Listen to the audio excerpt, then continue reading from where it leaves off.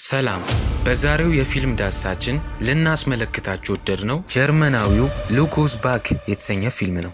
ቪዲዮ እንደሚመቻችሁ ስለማልጠራጠር ለቻናሉ አዲስ ከሆናችሁ ሰብስክራይብ በማድረግ አሮጌ ከሆናችሁ ደግሞ ላይክ በማድረግ እስከ ቪዲዮ ፍጻሜ ድረስ አብራችሁን ቆዩ። ፊልሙ የሚጀምረው ሁለተኛው የዓለም ጦርነት ላይ ሆኖ በርሊን ከተማ ውስጥ ነው። በጣም የሚፈራው ሂትለር ኬፕል ከሚባል አሰልጣኝ ጋር ቁጭ ብሏል። ሂትለር ሰዎች ለኬፕል ሰላምታ አሰጣጣቸው ደስ እንደማይለው ይነግረዋል። የናዚ ሰላምታ አሰጣጥ ያለፈበት ቢሆንም ሰዎች ቢያንስ እጃቸውን ከፍ በማድረግ ክብር ማሳየት እንዳለባቸው ይነግረዋል። አንድ ቀን ሂትለር ራሱን ጫካ ውስጥ መሬት ላይ ወድቆ ያገኘዋል። ወደ ሰማይ ሲያይ የጠላቶቹን አውሮፕላን ያጣቸዋል። እረፍት እየወሰዱ እንደሆነም ያስባል። ድንገት አንድ ኳስ እየነጠረ ወደሱ ይመጣል። ከወደቀበት ይነሳና ወደ አንድ ህንፃ ያመራል። በቀጣይም 3 ህፃን ልጆች ይመጡና ደህና እንደሆነ ይጠይቁታል። ሂትለርም ያያቸውና ወደ አስፓልት የሚያስኬደውን አቅጣጫ ይጠይቃቸዋል። በዛ ሰዓት አንድ ጋዜጠኛ ልጆቹን እየቀረጸ ነበር። ከልጆቹ ጀርባም ሂትለር ይገኛል። ሂትለርም ኮፍያውን ያደርግና መራመድ ይጀምራል። ሂትለር አስፓልት ላይ ከደረሰ በኋላም ሰዎች ዘመናዊ ሳይክል ሲነዱ በማየቱ ግራ ይጋባል። ሰዎችም እንዳዩት ፎቶ ማንሳት ይጀምራሉ። ትንሽ እንደቆየም በእጁ አንድ ዘመናዊ መኪና ይዳስሳል። ኮማ ውስጥ ገብቶ የጦርነቱም ድል አምልጦኝ ይሆን ብሎ ያስባል። እየተካሄደ ያለው ነገር ግራ ስላጋባው መረጃ ለመሰብሰብ ይወስናል። አንዱን ሰውዬ ጠጋ ብሎ ያሉበትን ቦታ ይጠይቀዋል። ነገር ግን ሰውየው አብሮት ፎቶ እንዲነሳ ይጠይቀዋል። በካሜራዎቹ ብልጭታ በጣም ይረብሻል። ሰዎች ተራ በተራ እየመጡ ፎቶ መነሳት ይጀምራሉ።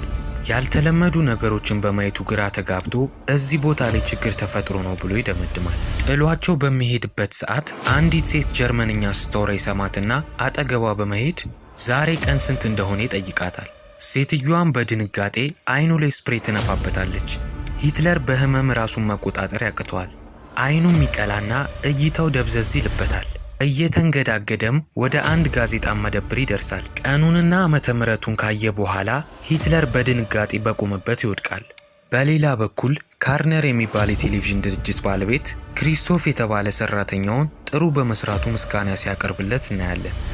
በእሱ ፋንታ ግን ብሌና የተባለች ሰራተኛ የሥራ እድገት ሲሰጣት በማየቱ ክሪስቶፍ በጣም ይናደዳል። ወደ ቢሮ ይመለስና ፊልም ለመስራት የሚጥር ፊቢየን የተባለ ሰራተኛ ላይ ንዴቱን ይወጣል። ፊቢየን አለቃውን ለማሳመን ምንም ያህል ቢጥር አለቃው ያባረውና በጥብቆቹ ተይዞ ወደ ውጭ ይወረወራል። ጋዜጣ ሻጩም እውነትም 2014 መሆኑን ይነግረዋል። ግራ የተጋባው ሂትለር ሰውየው እንዳገተው ይጠይቀውና ጠላቶቹ ያቀነባበሩት እንደሆነ ይጠይቀዋል። ለጠላቶቹ የሚሰራ ከሆነም ሂትለር እንደሚገለው ለሻጩ ይነግረዋል። የሱቁ ባለቤት ቸኮሌት ይሰጠዋል።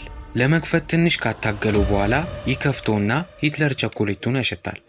በፋብሪካ የተቀመመ እህል እንደሆነ ይነግረውና አሁንም የዳቦ እጥረት ሀገር ውስጥ እንዳለ ይጠይቀዋል። የሱቁ ባለቤት በመቀጠልም የሚፈራውን ሂትለር እንደሚመስል ይነግረዋል። በምላሹም ሂትለር ራሱ እንደሆነ ይነግረዋል። ሂትለር በመቀጠል ጋዜጣ ማንበብ ይጀምራል።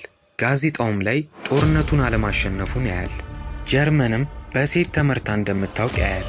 በሌላ በኩል ፊቢየን ጧት ላይ የቀረጸውን ሪፖርት እያየ ከስራው በመባረሩ በጣም ያዝናል። እናቱም ታጽናናውና ሂትለርን ቪዲዮ ላይ በማየቷ ቪዲዮን እንዲያቆመው ትነግረዋለች። ፊቢየንም ከሂትለር ጋር በጣም የሚመሳሰል ሰው በማየቱ ይገረማል። ወደ ሱቁ ስንመለስ የሱቁ ባለቤት ጋዜጣዎቹን ወደ ውጭ እንዲያወጣውና እዛው እንዲቆምም ያዘዋል። ሂትለር እንዲሰራ በመታዘዙ በጣም ይናደዳል። የሱቁ ባለቤትም ሂትለር ልብሱ ስለሚሸት እንዲያጸዱ ይነግረዋል። ወደ ላውንደሪ ቤት መሄድና ዩኒፎርሙን እንዲያጸዱለት ይሰጣቸዋል። ሌላ ተቀያሪ ዩኒፎርምም ካላቸው ይጠይቃቸዋል። በቀጣይ ሂትለር ወደ ሱቅ ሲመለስ እናየዋለን። ከላይ ሹራብና ከታች ደግሞ ጅንስ ሱሪ አድርጓል። ፊቢየን በሌላ በኩል ሂትለርን ሱቁ ጋር ቆሞ ይጠብቀዋል። የሂትለርን መልክ ካየው በኋላ ፊቢየን በጣም ይገረማል። ፊቢየን በቀጣይ ሂትለርን የዘመነው ጀርመን ላይ ሲራመድ እንዲቀርጾ ይጠይቀዋል። ሂትለርም ይስማማል። ፊቢየን በቀጣይ ከእናቱ የተወሰነ ብር ይቀበልና ወደ ሂትለር ይመለሳል። በመቀጠል ሁለቱ ሆቴል ውስጥ ይገባሉ።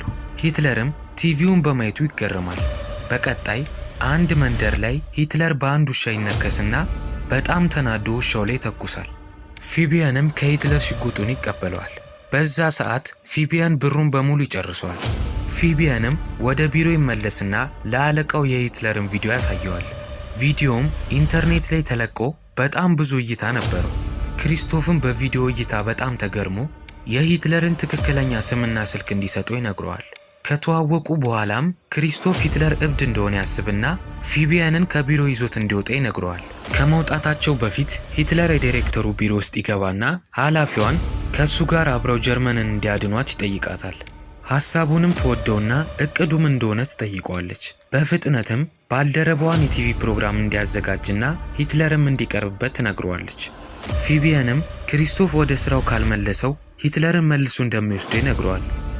ይህንን ሲሰማ ክሪስቶፍ ቦታ ሲያገኝ እድገት እንደሚሰጠው ይነግረውና እንደ አስተናጋጅነት ይቀጥረዋል። ከትንሽ ጊዜ በኋላ ሂትለር ቢሮ ውስጥ የራሱ ጠረጴዛ ይሰጠዋል። ክሪስቶፍን በመቀጠል ክሮማየርን ይጠራትና ኮምፒውተሩ ላይ ሂትለርን እንድታግዘው ይነግራታል። ክሮማየርም ለሂትለር ኢሜል ልትከፍትለት ትሞክራለች። ነገር ግን ስሙን ሌላ ሰው እንደተጠቀመው ትነግረዋለች። ሂትለርም የተጠቀመበትን ሰዎች ይረግማቸውና ሌላ ስም ነግሯት እንድትጠቀመው ይነግራታል። ክሪስቶፍ ሂትለርን አንድ የላይቭ ኮሜዲ ሾው ላይ ለማቅረብ አስቧል። ብሌኒ በሱ ፋንታ እድገት በማግኘቷ አሁንም ድረስ ተናዷል። የኮሜዲ ሾውም ላይ በቀልድ አስመስሎ ስለ ዘረኝነት ሂትለር እንዲያወራ ያስባል። ዝግጅቱም ይጀምርና አዘጋጁ ሂትለርን ወደ መድረክ ይጠራዋል። ተመልካቹም ሂትለርን ሲያዩት መንሾካሾክ ይጀምራሉ። ሂትለርም ተመልካቾቹ ላይ ሲያፈጥ ክፍሉ በዝምታ ይዋጣል።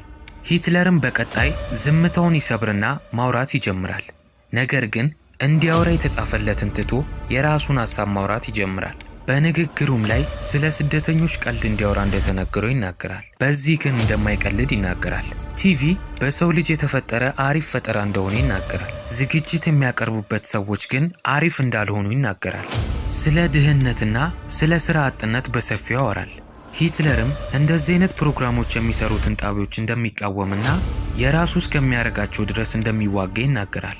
ሁሉም ሰው ሐሳቡን ይወደውና ማጨብጨብ ይጀምራል። የሂትለርን አቀራረብ በማየቱ የፕሮግራሙ መሪ ይናደዳል። ክሪስቶፍም እቅዱ በመክሸፉ በጣም ይበሳጫል።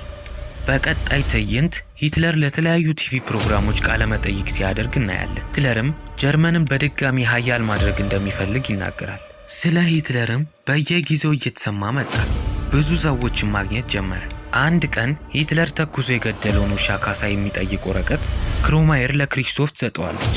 ክሪስቶፍም ችግር ለመፍጠር እንደሚረዳው በማሰብ በደስታ ይቀበላታል። በቀጣይ ሂትለር አንድ የቲቪ ፕሮግራም ላይ እናየዋለን። አዘጋጁም ስለ ጦርነቱ ሐሳቡን ይጠይቀዋል። ሂትለርም በምላሹ ለሰዎች መድረስ እንደሚፈልግ ይነግረዋል። በቀጣይም ጠያቂው ሂትለር ውሻው ላይ ሲተኩስ የተቀረጸውን ቪዲዮ ያሳየዋል። ቪዲዮም ተመልካቾቹን ይረብሻቸዋል። ሂትለርም ይናደድና እሱ ላይም ተመሳሳይ ነገር እንደሚያደርግበት ይዝትበታል። አሁን ያሉበትንም ስቱዲዮ የታንክ ፓርኪንግ እንደሚያደርገው ይነግረዋል። ከሰው የሚሰጠውን ተቃራኒ ምላሽ በማየቱ ክሪስቶፍ ደስ ይለዋል። ይህም ወሬ ከተማውን ካዳረሰ በኋላ ብሌኒ ትባረርና የእሷ ቦታ ለጄፍ ይሰጠዋል። ከዚህ በኋላ ሂትለር ወደ ፌቢያን ቤት ይሄድና ከሱም ጋር መኖር ይጀምራል። ስላለፈው ክስተት መጽሐፍ ይጽፍና መጽሐፉም ገበያውን ይቆጣጠረዋል። ከ3 ወራት በኋላ ድርጅቱ ኪሳራ ውስጥ ስለመግባቱ ስብሰባ ላይ ያወራሉ።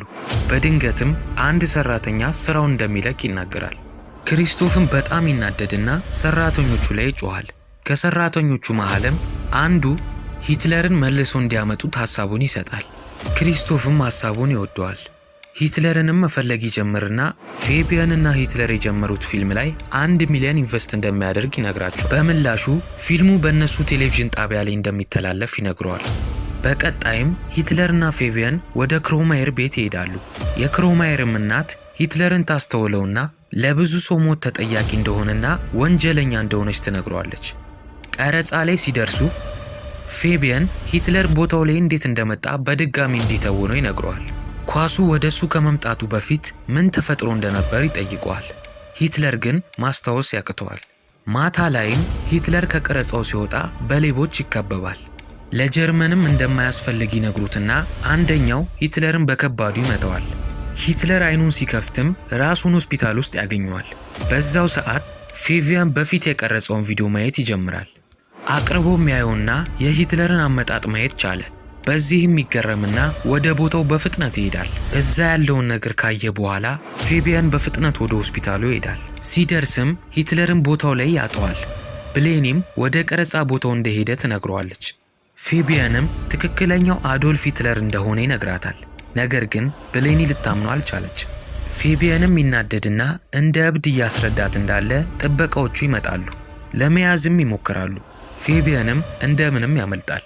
ፌቢያንም በቀጣይ የቀረጻው ቦታው ላይ ይደርስና ሂትለር ላይ ሽጉጥ ይጠቅንበታል።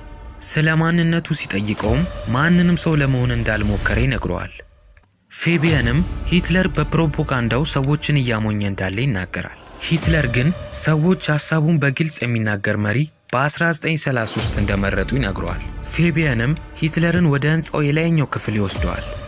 ጨካኝና አረመኔ እንደሆነ የሚነግረውና ተኩሶ ከሕንፃው ላይ ይወረውረዋል።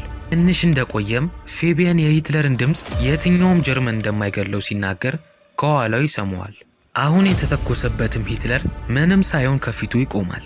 በዛው ሰዓት ብሌኒ ፊልሙ እንዲቋረጥ ታዝና ሁሉም ሰው ማጨብጨብ ይጀምራል። ትዕይንቱም የፊልሙ አካል መሆኑን ያሳየናል። የፌቢያንን ቦታ አንድ ተዋናይ እየተወነው መሆኑን እናያለን። በሌላ በኩል ፌቢያንን የአእምሮ ማዕከል ተቆልፎበት በማየቷ ክሮማየር ስታለቅስ እናያታለን።